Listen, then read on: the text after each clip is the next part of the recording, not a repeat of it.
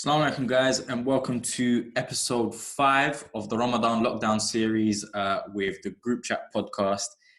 Today, inshallah, another beneficial episode. We have got the co-chair of Muslim Youth Helpline, Danyial, with us today. Assalamu alaikum, bro. Wa alaikum assalam wa rahmatullahi wa barakatuh. How you doing? Alhamdulillah, man. How are you?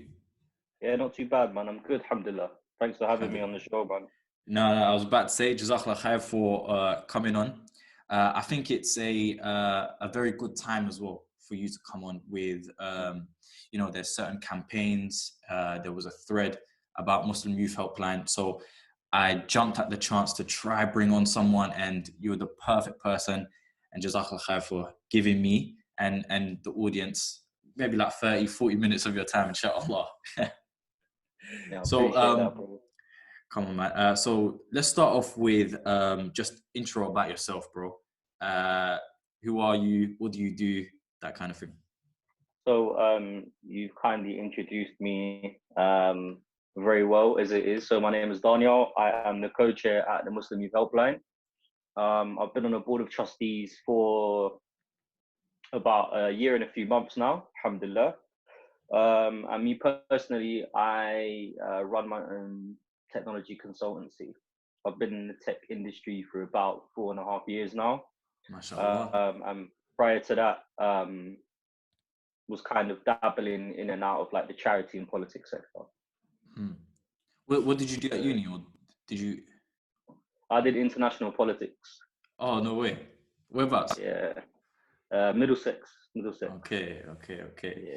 Yeah. Just to quickly, there's the sound like bugs out slightly. Oh, is it? It was calm before. Now it's like I think slightly. is it because I'm moving? I'll stop moving. No, it should be calm, inshallah. No stress, bro. No stress. All right, cool, man. So let's get to Muslim Youth Helpline. Some people will know what it is, others won't. So how would you describe what it is?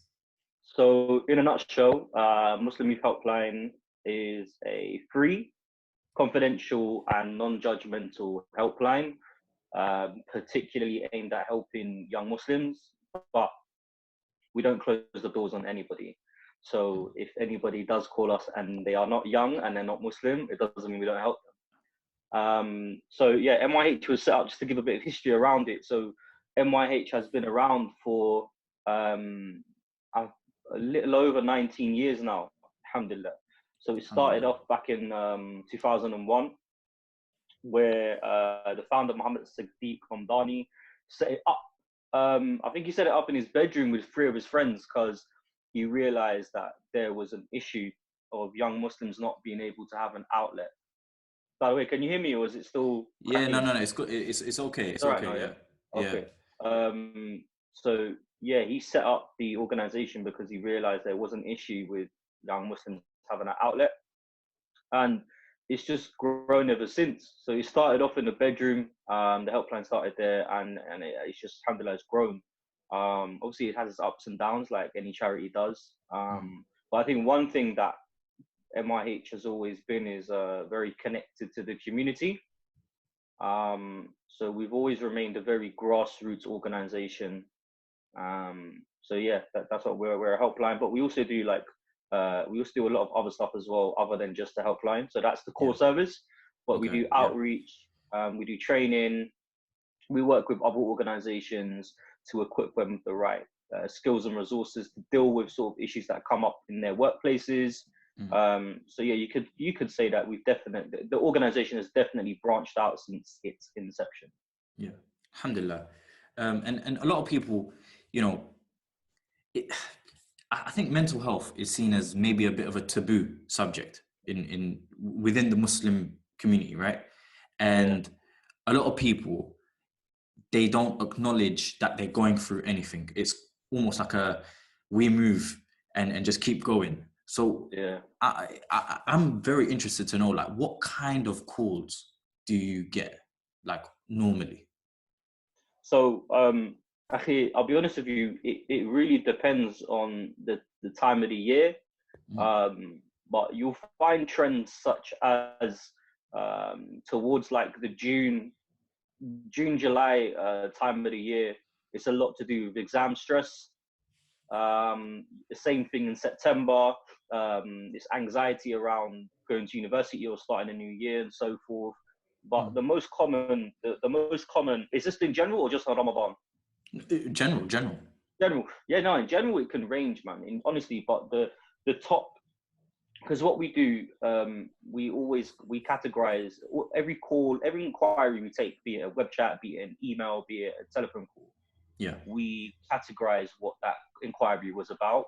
And if I was to sum up all the, I quote, mental health issues, anxiety, depression, etc., that would undoubtedly always be number one.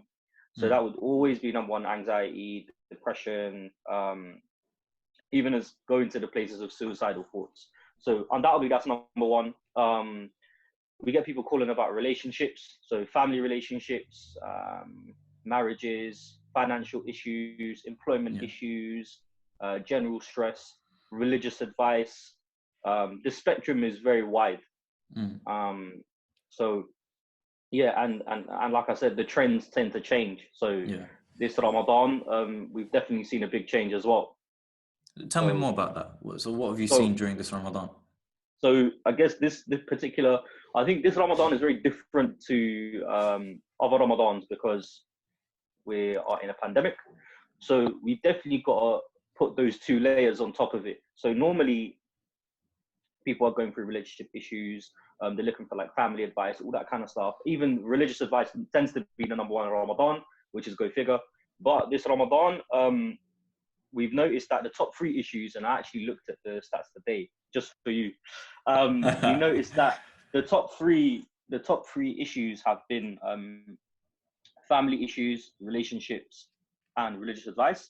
So followed by, we've seen that there's a spike. So those three are quite standard. We kind of expect this on Ramadan, but where we have seen a spike, specifically on Ramadan, are suicidal thoughts, abuse, anxiety, and depression. And I think one thing to bear in mind is when people ask this question is like, what sort of issues have you seen? They think that when somebody calls us or they get in contact with us, it's just about depression or it's just about a family issue. But you'll find that a lot of these issues are always connected and interlinked. So somebody that who's called about religious advice, underlying there's issues of abuse, or there's issues of anxiety, or there's issues of there's family issues there.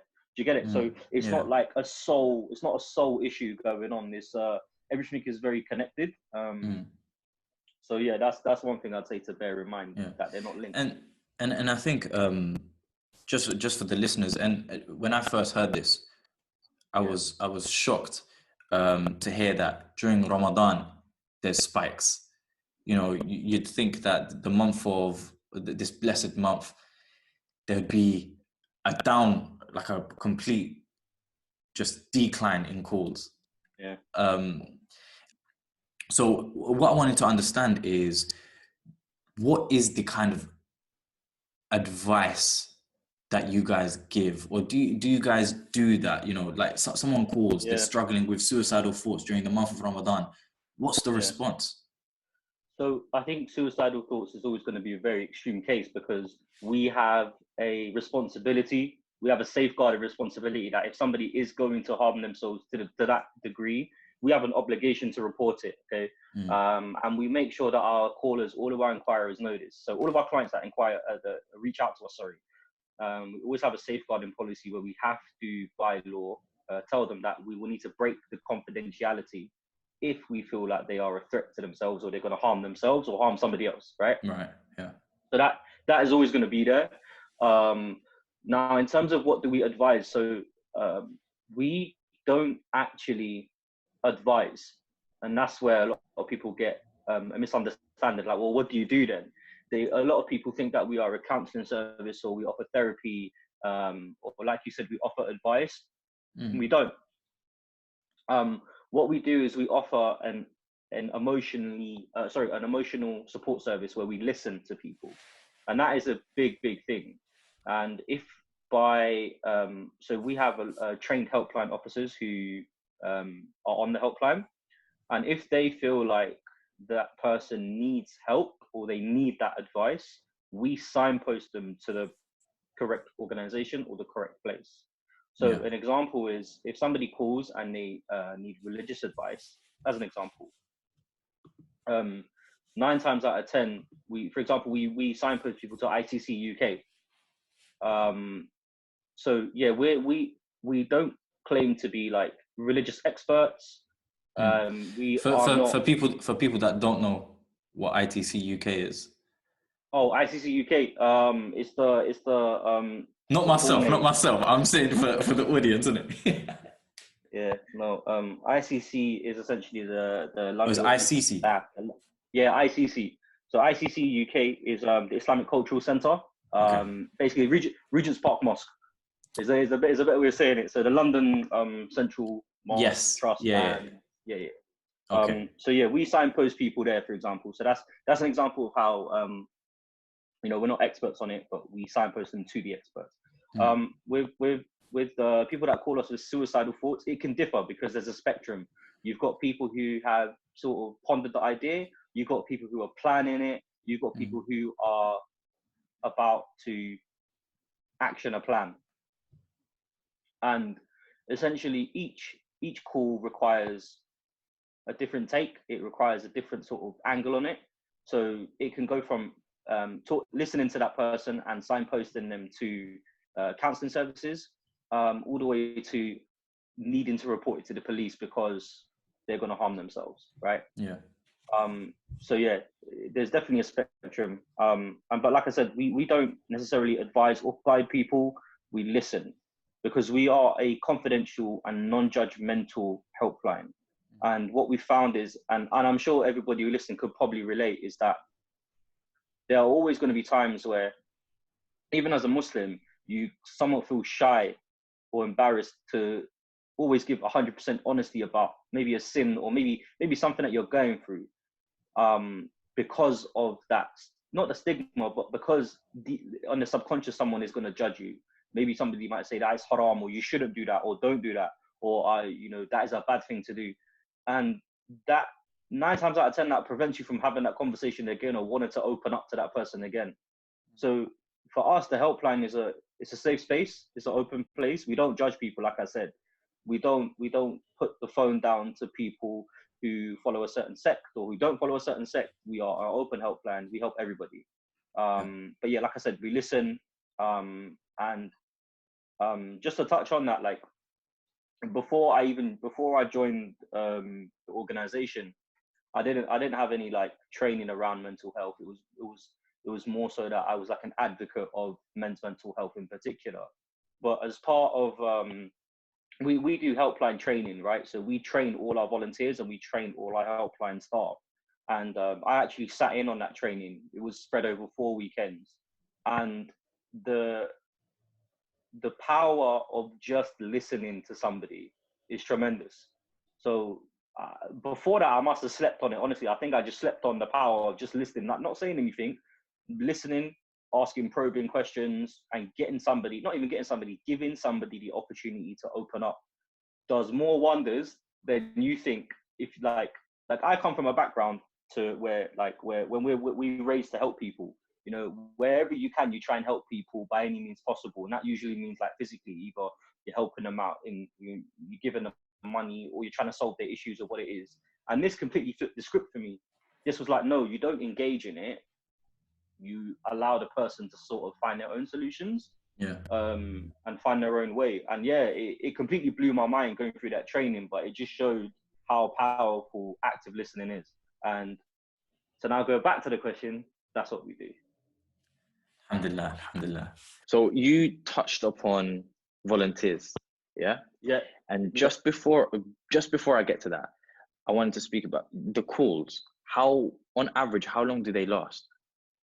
Again, it depends on the time of year, but if I was to give you, I'd say about 40 minutes. We give around 45. We give around 45 minutes to an hour per call. So when it gets to that time, we actually have to, the person on the helpline has to somehow or some way look at ending the call, because some people just on the phone for about 3-4 hours and that's the whole shift done, right? So yeah, but I think on like, generally speaking, it can range from anything between 20 to like 40 minutes, give or take, depending on the time of the year. Yeah. And the volunteers, so you can just volunteer on the website, register, complete training. Yeah, so at the moment, we're looking at sort of restructuring our volunteer model.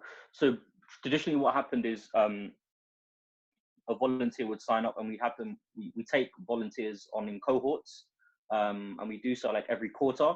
And once we take on a batch of volunteers, they are then put through training. Again, it's put over about 3 or 4 weekends. And after that, they are then essentially qualified to be on the helpline. Obviously not independently. And what they will do is they will support the helpline officer, so somebody who actually works for Muslim Youth Helpline, in taking the call, replying to a web chat or replying to an email, and they will be supervised by them. Okay. So that is how traditionally volunteers would get involved. Similarly, we have non-helpline volunteers as well. The charity isn't just the helpline. Like I said, there's a lot of other channels that we have. So, for example, marketing, fundraising, even basic admin stuff. Like we always need help with that. So we do have people that help out as well. But yeah, for the helpline, that's what volunteers do. Alhamdulillah. So yeah, how did you first get involved with MYH? Like, what was it that pulled you towards it? What was your steps to becoming now co-chair? So me, I'm actually, whilst I'm not really one for titles, bro. I'll be completely honest with you. Like I think we just. I'm just saying how it is, man. No, I know we got to do titles for reputational purposes and stuff like that. But me, I'm a volunteer at the end of the day. The board of trustees are all volunteers. Like we don't get paid for this. Same with the chair. Like we don't get paid for this. So I consider myself a volunteer. And how I got involved with MYH is through being a volunteer, but it actually goes way back. When I was in school, I must have been 13, 14. And now I deep it, this must have been maybe the 2nd or 3rd year MYH was operating. I actually used the service. So back then it was called, I think, muslimyouth.net or something like that. And as a youth, like I had a lot of identity issues per se, an identity crisis. And I don't remember what I rang the service about specifically, but I knew it was around that. But yeah, I used the service when I was very young. I remember I even took part in some sort of competition, and I won a book. Like they posted a book to my house. I still have the book. And then I forgot about it. I literally forgot about it for all these years, for a good how many? Too many years. Until 2000 and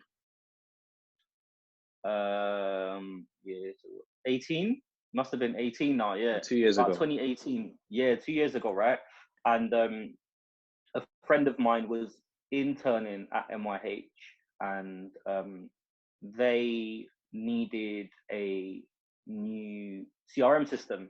So before I got involved, every time they take a call, they was essentially noting the call down on like a form, filling out forms after every call, and then storing that form. Sorry, paper-based. Paper-based, exactly. And for the amount of calls you're getting, and it's not just calls, it's inquiries as well, like everything. It just wasn't manageable. So they wanted to switch to like something software-based. And because I'm a technology consultant, when my friend told me that she's interning for them, like it just rang bells. It's like, hold on, Muslim Youth Helpline. I heard of them before still. And then I checked them out, and everything just clicked. I was like, I remember these guys. Where have they been? And I just thought, you know what, like I'm just going to help out. So I ended up implementing the CRM system called Salesforce there for free, and I did that like every evening. I had free every weekend. Mashallah. It took about 6 months. It took about 6 months, give or take, but it's really helped. So that's how I started, and then that winter, I think it was like December or January. It was January. The director Zora, she called me and she asked me if I've ever considered if I would consider the role of a trustee. Mainly based on about how passionate I was towards the cause and the team and so forth. I was shocked, man. I ain't gonna lie. Like the idea of being a trustee, like for me, I was like, what, like trustee, like what was that? I didn't know what one is, but I'll be real with you. It's mad because a few years before that, right? I actually did another talk about this, like I think last year, and it was about the failures of the charity sector, and mine was about the lack of diversity in the charity sector, right? So I've been in the charity sector for a little while now, and in 2014, when I came back, I was in Kenya for a few months. I came back, and sorry to go off on a tangent, but it is relevant. I promise. So when I came back from Kenya, I tried to set up my own charity, right? And I did so with my boy, and me and my brethren was grafting for about a whole year. We didn't have jobs, like we was very much unemployed, yeah. So any bit of money we made was going to trying to set up this charity, and it got to a point where we just had to completely ice the whole idea out. We had to just shelve it. We couldn't do it anymore, and it came down to us not knowing who trustees were. So a legal requirement for any charity is you need to have a minimum of 3 trustees. I did not, like, when I heard the word trustee, like, what's that? So I'm going on Google now, I'm going on LinkedIn, I'm typing in trustee, the word trustee, and I'm not seeing anybody that looks like me. I'm not seeing anybody that is coming where I'm coming from. I'm not seeing anybody that I can relate to, innit? So anyway, so now fast forward, when I've been offered this position, I'm like, right, like this is a twofold kind of responsibility, because not only am I being asked to like be a trustee of an amazing organization that I'm and the cause I'm passionate about, but if I want to make a change for trustees to be more representative, like I need to be part of that change. Does that make sense? So yeah, like that's how I got involved with MYH, and Alhamdulillah. This is where I'm now, man. Well, alhamdulillah, man. Yeah, man. So yeah, now let's move on to that thread, right? Yeah. So I will share this in the description. There was a thread posted by the current director of MYH, Zohra, regarding the struggles that the charity is going through during Ramadan. I spoke to her after reading it.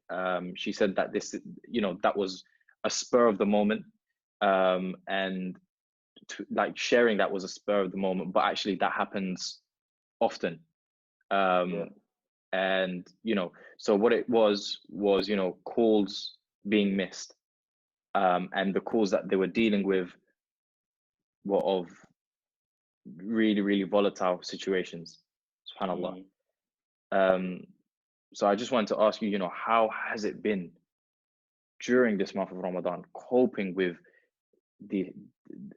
has it been a spike in calls in terms of number? And yeah, especially within COVID as well, how have the charity responded? Wallahi, bro, during this particular, look, I think being an organization that does what we do is going to always be difficult because of the nature of dealing with those calls, irrespective, right?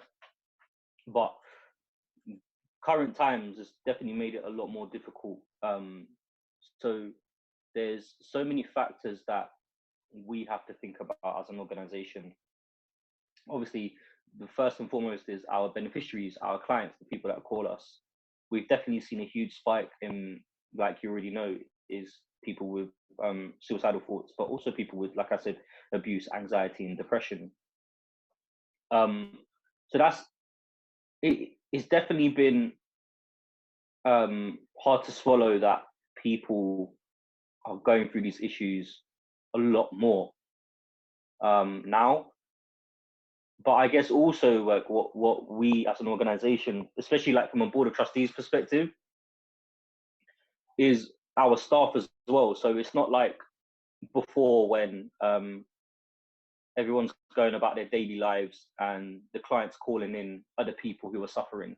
Now everybody's suffering. Everybody's going through this pandemic. Everybody knows somebody or knows of somebody who has been impacted by COVID.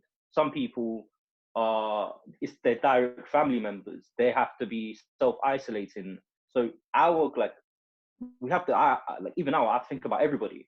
And that has a massive, not a strain, but it's a big weight on the organization, because we're thinking about everything in a 360 view now.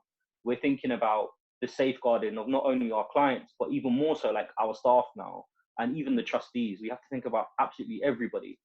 And the fact that we are missing calls is, bro, I'll be honest, it's heartbreaking, man. It honestly is heartbreaking to think that like the spike in the type of calls going up, and the fact that we're missing calls, like we are doing, like hand on heart, we are doing the best we can given the circumstances as an organization, as a helpline. We've increased the resource. There's so many things that we're looking at doing. It's just that, and you know what I think is amazing as well is one thing I've noticed about everyone in the organization is that they kind of, everything is very sincere, it's very genuine. Like, for example, that tweet from Zora, like that wasn't staged, that wasn't scheduled. It wasn't like, it was just her tweeting out what is going on right now. Do you get it?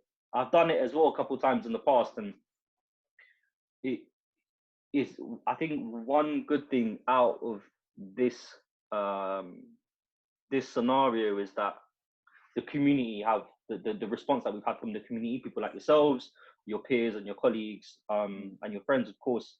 I think it sometimes it needs to, and it might sound a bit strange, but sometimes it has to get to a certain stage for people to kind of wake up, if that makes sense. It's got to get really bad before it gets good again. And I think that's the stage we're kind of going through at the moment. Like, it has got really bad, and people can see it's got really bad. But people are coming to that realization that there are people out here who are very much in the same situation as us now, and they need that help. Yeah. So yeah, it's been difficult, man. It's been very difficult. So I just wanted to, you mentioned the reaction to Zohra sharing what is currently going on at MYH has been amazing, right? So we saw that thread, me and a couple of my friends, we've got a group chat, and like I said, I flung in that tweet into that group chat, and we were just discussing about it, and we were just thinking, you know what can we do, right? Yeah. So it initially just started as, like, what could we do? And then I messaged yourself and I messaged Zohra, asking about, running cost, or like what, because calls are being missed. So I was saying, okay, how much does it cost for a helpline officer for a month, right? That was my first question. And then she gave me an amount which was roughly around 2,000. Yeah. And she was like, actually, you know what, let's set up a call, and you can ask all your questions. And so we did set up a call, asked loads of questions, and again, just found out more about the charity as well, of course. And off the back of that call, I knew immediately that this is something that we could genuinely help. And, as much as causes in, the far corners of the world, they're amazing, building wells, building mosques, sponsoring orphans. Wallahi, it's amazing, and may Allah accept it from us. But a negative of that is that we may ignore UK. We may ignore where we live. Yeah. And young Muslims, and it is so apparent that young Muslims are dealing with these issues, and it is so apparent that there's not enough support for them, regardless. Forget about MYH, there's just not. So now the fact that there is a platform, is a helpline there, I knew straight away we need to do something, right? So with one of my friends, we decided to launch, and we designed a little poster, and we wanted to make it a challenge. So off that call, we calculated that approximately £10 is a call. Yeah. Is a call being answered. £10 is a helpline officer for 1 hour, which is roughly a call. So it made sense to do that £10 a call campaign, raise £100, transform or help, or maybe even potentially save 10 lives. Yeah, and absolutely. and alhamdulillah, what is it? It's today's Wednesday. We've raised, so our initial target was one helpline officer for a month, 2,000. Yeah, I remember you messaged me about that, man. Yeah, And I remember like when I bearing in mind, I didn't actually hear about this at all, like until somebody put it in our Slack group at MYH. They're like, these guys are amazing. Hold on, I went on it, going through it, and I'm seeing, wow, like there's some people who have got together. I knew it was you guys, innit? Looking at that, some people, subhanAllah, some people got together to raise £10,000. And I read the whole description, and bro, I was shocked. Wallahi, I was shocked, and I'll tell you why. Because I've been part of this. I've been in this sort of like sector for a little while now, yeah. And it's very rare. It's very rare that you get people who commit to a gesture and commit to something like this at this scale completely off their own back. Normally, it's the charity reaching out to people saying, "Can you fundraise for us? You know, can you do a challenge, this, that, and the other, raise 10K?" This didn't happen that way. This is very, very uncommon, right? It's very unheard of for a group of sincere people to say, you know what, this cause definitely needs, the UK cause, by the way, this cause definitely needs to be heard, and like we need to do something about it. So, bro, like honestly, I cannot thank you and your friends and your peers enough, man. And remember, you guys are mad. But I was like, Allah subhanahu wa ta'ala reward you all and your families abundantly. I mean, yeah. So we've had over 30 people join the team and fundraise. And again, even some of them I don't even know. They've seen the tweet and they've recognized that organization needs help.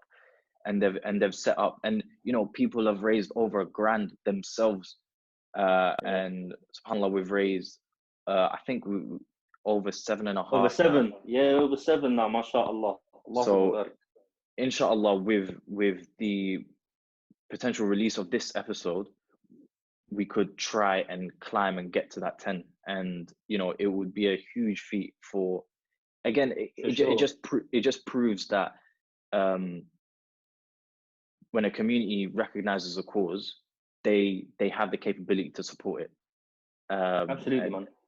That's alhamdulillah, that's the kind of thing that I wanted to push. A more just sorry, but just to give like people a bit of a journey with MYH, like for the last couple of years. So I did all the numbers for the number of inquiries that we have. So in 2018, the total number of inquiries that we had was just shy of 900 inquiries in total for the whole year. Okay. Oh, okay. Yeah. Now, last year, 2019, it was just over 2,200 to 2.2K in the whole year, times by 3. I think this year, we're in May, we are already at about 2,500 inquiries. SubhanAllah. We're not even halfway through the year. So the point I'm trying to make is that the service is in need. It's in demand. It needs to grow. Like we need to grow our helpline, right? The numbers are increasing. They're at maximum, absolutely maximum in terms of what we can take. And we're missing loads of calls. And like you said, like we want to grow. We're in a position where we need to grow it now. We need to cater to that demand. And I'll be honest with you, like I genuinely see that number increasing at least for the rest of the year. And it's a good thing, right? As long as we can get those calls, as long as we can take those calls, and as long as that number doesn't increase the missed calls, alhamdulillah, we're all as a community doing a we're doing a collective good job. And I don't think, you know how you're saying the numbers are increasing in terms of people dialing in. These aren't, this isn't an increase of people suffering. Yeah. People are suffering. It's an increase of people acknowledging and wanting to for someone to listen. And that is why MYH is so important. And that is why, you know, the thought of missed calls, it breaks my heart. This is someone that acknowledges that they have a problem and acknowledges that they need to, they seek help. And MYH is there for them. Absolutely. So, you know, projects and campaigns and organizations of barakah, inshallah, they, you know, Allah will put all of the barakah and success and tawfiq inside those organizations. Inshallah, they will improve. You know, we've, like I said, especially with charity work, and especially in this month of Ramadan, right? Allah has accepted for us, myself, and all the people to be the means, right? But those means are guaranteed. Those means Allah has already decreed that MYH get this support. He has accepted my dua. He has accepted all the people's dua to be a part of it. And you know, like, I know charities and all of that, they'll say their thanks, but you know, it's really, the thanks should be, you know, for us to say thank you for giving us the opportunity to be a part of it. So yeah, alhamdulillah, man. Inshallah, we raise the 10K, and Allah khair, man. And inshallah, we get to see MYH progress and expand and help many more people. Inshallah. Thank you, bro, man. I really appreciate that. So I wanted to actually ask as well, you know, you've been a part of now core MYH for 2 years now. Has your perspective of Muslims in general and Muslims suffering from mental health in general, what has been the changes? What have you learned from it?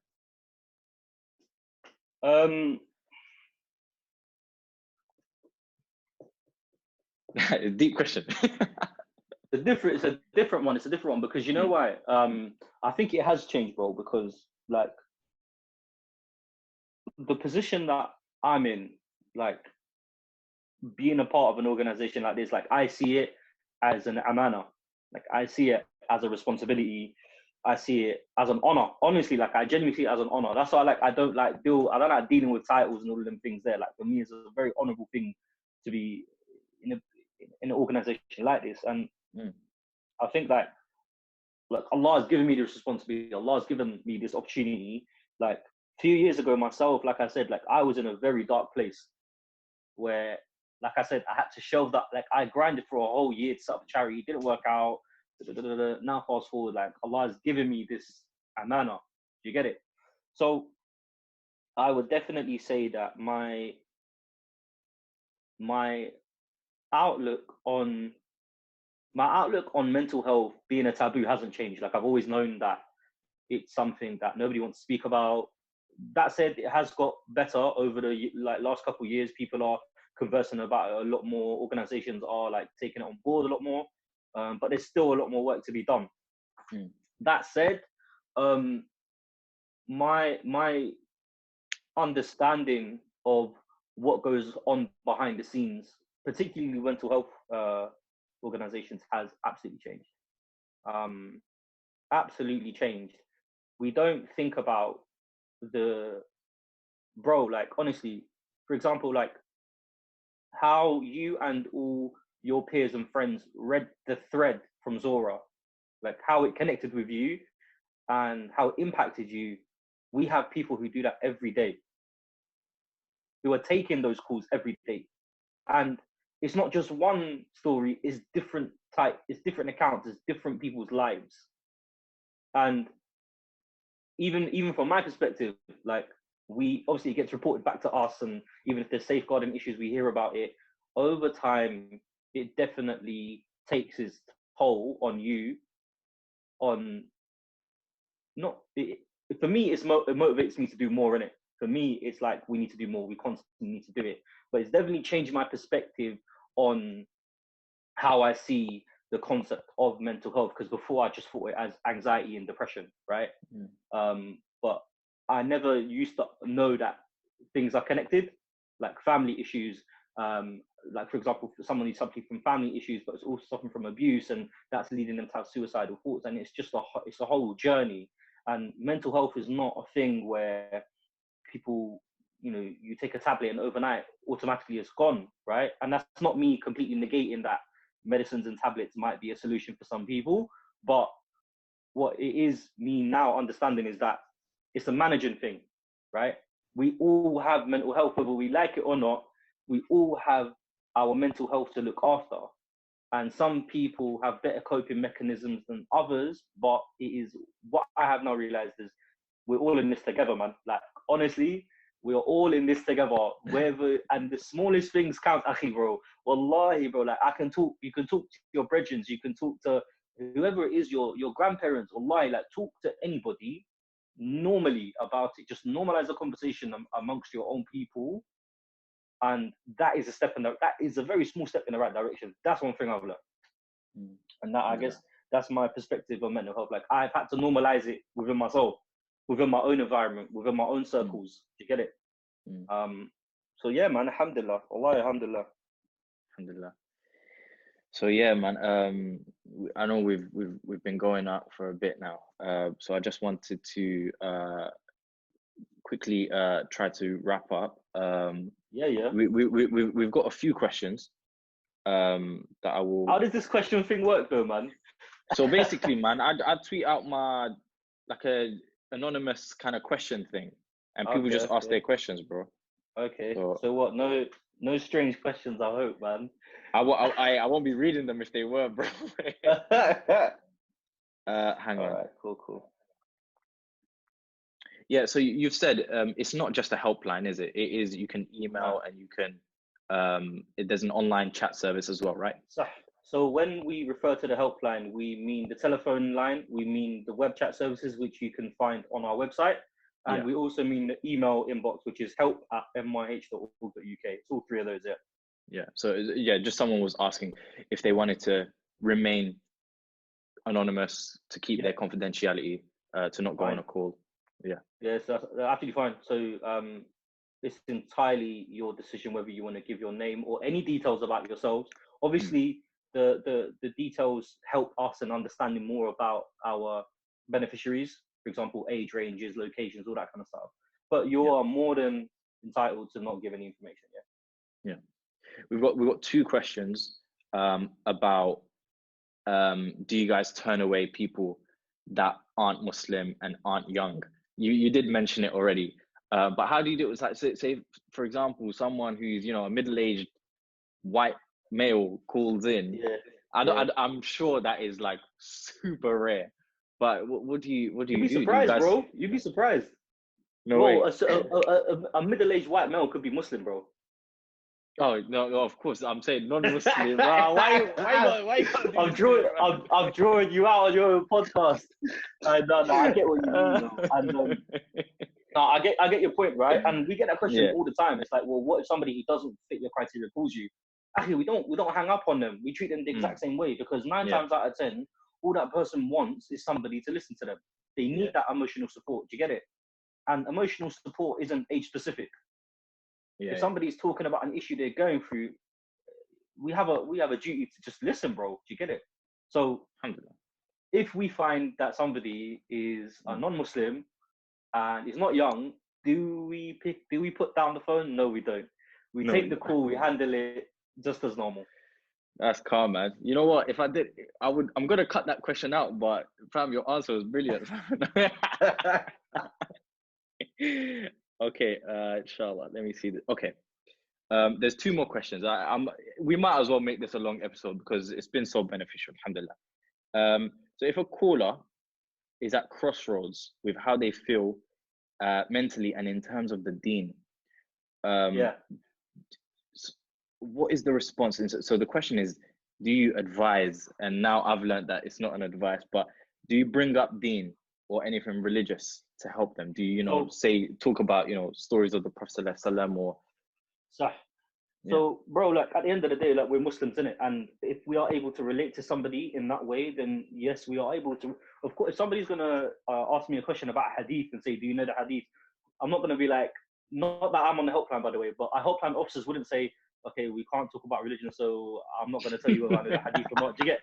If it's a point of relation, then of course, like we are a Muslim, we're a helpline for young Muslims. So yes, of course, but there's a line between bringing something up and advising someone differently. So we do not offer Islamic advice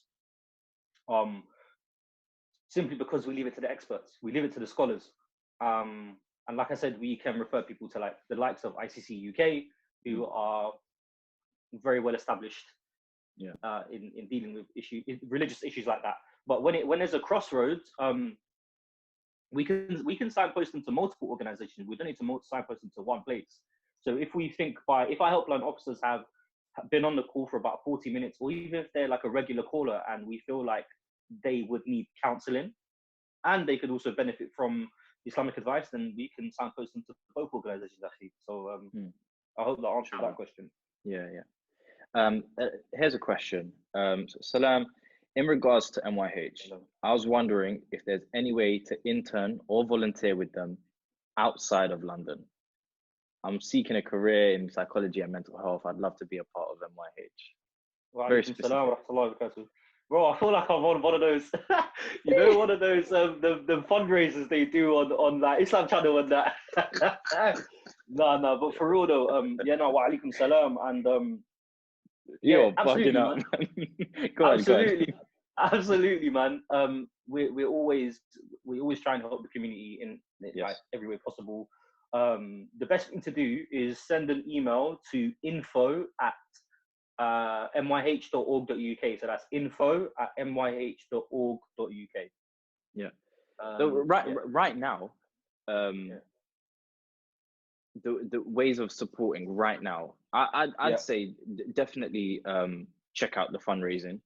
It'd be amazing for as many people as possible to get involved and try to raise some money and help us, help us make, genuine impact for MYH. But also, in terms of volunteering, they can't really do that now, can they? Well, they can. It's just it wouldn't be helpline volunteering per se. So we have volunteers that volunteer in a non-helpline capacity. So stuff that where, for example, like we have a lot of like technology admin stuff that needs to be doing, or just general admin stuff, supporting the operations of the actual organization or the projects that we do, any outreach, all that kind of stuff. So there is plenty of opportunity. And like if you do want to get involved and volunteer in some capacity, like I said, just drop us an email or get in contact with me or one of the team, and we're more than happy to help. And the reason why I say they can't really volunteer for the helpline right now is because of the lockdown, right? Of course, so our helpline officers are working post lockdown, there will be a potential of volunteering for the helpline. Absolutely. Right? Absolutely. Inshallah.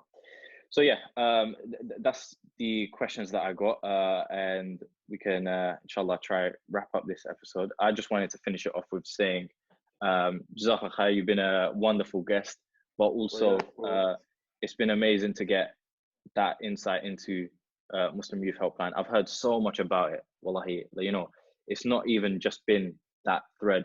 I remember I DM'd you, like at the start of the lockdown, I think, just asking you questions about MYH. And, it is a beautiful and amazing project, organization and cause. May Allah put barakah in it. May Allah, grant it success. And may Allah reward all of you and your team for the work that you do, inshallah. That's the end of the episode, bro. Do you want to say anything? Do you want to shout out anything? Or? Man. Shout out the team, shout out the viewers. No, but for real though, bro, I really appreciate honestly, I really appreciate you having me on here.